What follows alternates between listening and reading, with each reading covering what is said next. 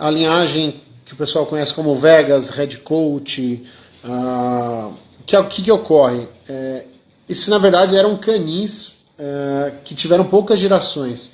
A Kelly Jones deve ter tido aí 3, 4 gerações, a Kinsogger do Red Coat também, e eram criadoras que herdaram ali o legado do Larsan e do Castilho, que na verdade foram canis ali dos anos 80, que focaram em conformação, e elas vieram ali final dos anos 90, início dos anos 2000, elas herdaram esse material genético e trabalharam em cima deles.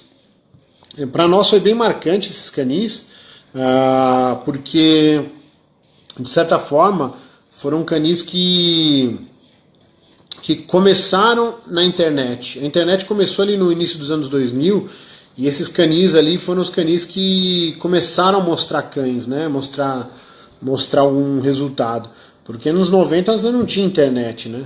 Então foi bem marcante ali, o Red Ranger e o Amberlight eu incluo também nessa lista, né? Mas por uma questão de destino, de oportunidade, a gente acabou tendo mais contato com a Kelly Jones do Vegas e com a Kinsogger do Red Coat.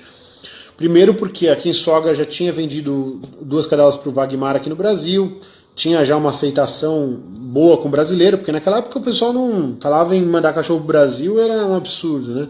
Eles não tinham muita abertura. Então a Kinsogger já tinha essa experiência de ter mandado para o Brasil. O Wagmar é um cara muito gente boa, com certeza deixou uma boa imagem.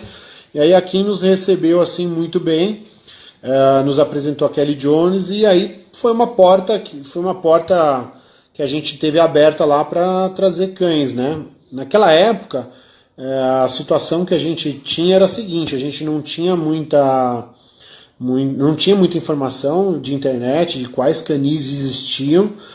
O contato basicamente era por telefone, né?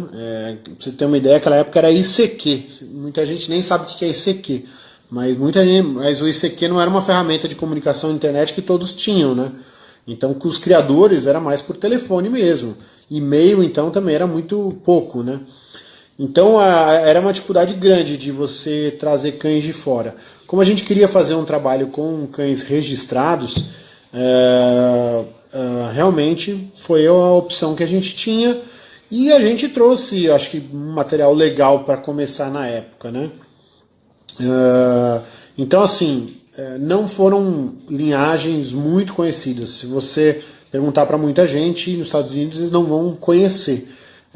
Foi muito particular daquele momento e muito particular também daquela situação, né? Daquele período e daquele cenário, né? A Kinsogger parou de criar, a Kelly Jones também. Inclusive uma das últimas ninhadas da Kelly Jones foi a que a gente trouxe para o Brasil. E a gente trabalhou, na verdade, esses cães foram um pouco da base que a gente trabalhou, né? Então, foi o material bruto que a gente começou nosso trabalho. Então é isso, para quem quiser entender o que é as linhagens Vegas, Red Coat. Só 2 coisas que eu vou explicar sobre essas linhagens. Ela já é um trabalho pós-Castilho, ela não é um trabalho exatamente igual ao Castilho. A Tecla Castilho é uma criadora mais antiga, que teve sua seleção própria. Então a Kelly Jones e a Kinsogger, assim como o Amberlight e outros, foram criadores que vieram um pouquinho depois, pegaram aquele material lá atrás e refinaram um pouco na visão deles, né? Então Vegas e Red Coat não é necessariamente Castilho, embora tenha bastante Castilho. E outra coisa, não eram cães referência em conformação, tá? Não eram linhagens focadas. Não é que não eram focadas, não eram referências em conformação. É óbvio que eram focadas em conformação porque os criadores ali estavam criando de acordo com a visão deles do que era um pitbull. Mas não eram criadores que colocavam à prova aquele material. Vamos entender o cenário ali do começo dos anos 2000, final dos anos 90. Você tinha muita exposição UKC, que estava premiando ali um cachorro com um cara de American Staffordshire, tipo Larum. Larum é um cachorro muito cara de American Staffordshire. E você tinha a DBA ainda um pouco tímida em provas de conformação. embora já tinha, era um evento mais tímido. Então a gente ficou ali com uma janela em que os criadores que gostavam de conformação e gostavam de um pitbull diferente do American Staffordshire ficaram um pouco sem referência, né? E aí deu margem para o canis como o Amberlight, Red Ranger e diversos outros. Um dos canis que eu posso destacar daquela época é o Matrix Canios. Foi um canil que se dedicou a fazer um material na internet sobre conformação. Inclusive esse material, que era o APBT Conformation, ele foi usado por nós como um guia na época. Muita gente hoje, né, até já discuti isso aí com o Ivan Cleito, que é um amigo nosso, que é um cara também que estuda muito a raça.